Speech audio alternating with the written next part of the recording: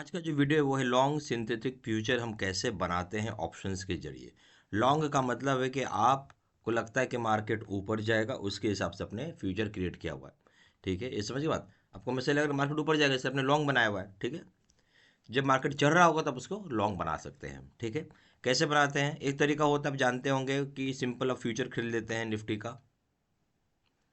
मैं निफ्टी इसलिए बोल रहा हूँ, आप स्टॉक का भी ले सकते हैं, निफ्टी का करते हैं, ज़्यादा आसान है। आपने निफ्टी का क्या किया, फ्यूचर मान लीजिए खरीद लिया। तो इसकी इशू क्या है वो थोड़ा समझिए। इसकी इशू ये है, अगर हम निफ्टी खरीदते हैं तो जो भी इसका एम टू एम यानी मार्क टू मार्केट जिसको हम बोलते हैं, इसकी जो भी लॉसेज होंगी, ऐसा तो है नहीं कि आप हमेशा सही होंगे, लॉस भी हो सकता है। नेगेटिव मान लीजिए इधर चला गया तो लॉस होने लगा आपको, तो लॉस आपको फिल करना होगा, यानी लॉस के पैसे आपको भरने होंगे। ठीक है, जबकि ऑप्शन में आप जब ये ऑप्शन के थ्रू करते हैं तो ऐसा नीड नहीं होता, ऐसा नो नीड, कोई ज़रूरत नहीं करने का। ठीक है, ऐसा कोई ज़रूरत नहीं है करने का, ऑप्शन में ही खासियत होती है जी, ज़रूरत नहीं है। जब फाइनली सेटल करेंगे तब प्लस।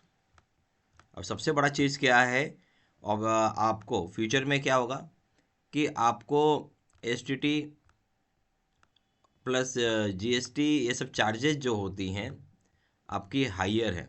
चार्जेस जो है ये क्या हाइयर है। ठीक है, चार्जेस हाइयर होता है। ठीक है, जबकि अगर हम वही ऑप्शन के जरिए ये चीज़ करते हैं, एस टी आप ले लीजिए प्लस जीएसटी, दोनों की चार्जेस जो होंगी ये काफ़ी कम होती हैं, मतलब बहुत ही कम होती हैं, उससे अगर कंपेयर करेंगे तो बहुत कम होती है। तो ये चीज़ आपको ध्यान रखना है कि ऑप्शन से फ़ायदा है। अच्छा, अगर आप बात करेंगे रिटर्न, क्या दोनों में रिटर्न सेम होता है? बिल्कुल, दोनों में रिटर्न सेम होता है, दोनों में रिटर्न सेम होता है। रिटर्न सेम होता है, इसमें कोई दिक्कत नहीं है।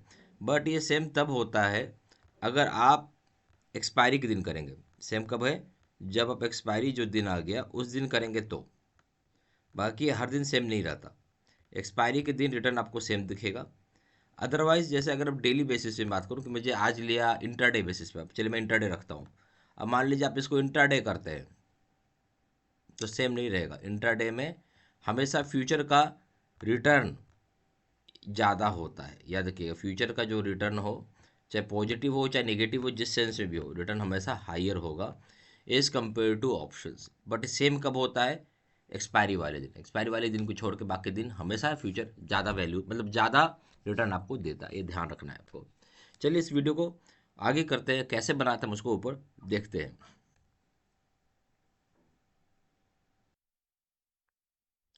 अब हम लोग ऑप्स्ट्रा खोल लेते हैं। ये आपका ऑप्स्ट्रा आ गया। इस पे जाएंगे हम ओपन ऑप्शन में, ऑप्शन में जाएंगे स्ट्रेटजी बिल्डर पे। स्ट्रेटजी बिल्डर के बाद जाएंगे हम निफ्टी। ठीक है, निफ्टी रखेंगे। और अभी हमारा निफ्टी कहाँ खड़ा है? निफ्टी खड़ा है 25,450 का निफ्टी है। ठीक है, तो हम क्या करेंगे, हम यहाँ से 50 पॉइंट और ऊपर चले जाते हैं, ज़्यादा नहीं, 50 पॉइंट। 25,500 का हम दो चीज़ कर लेंगे। एक तो सी ई हम खरीदेंगे, इसको क्या करेंगे, बाई कर लेते हैं। सी ई को बाई करो और पी ई को बेच दो। पी ई को क्या करो, सेल करो।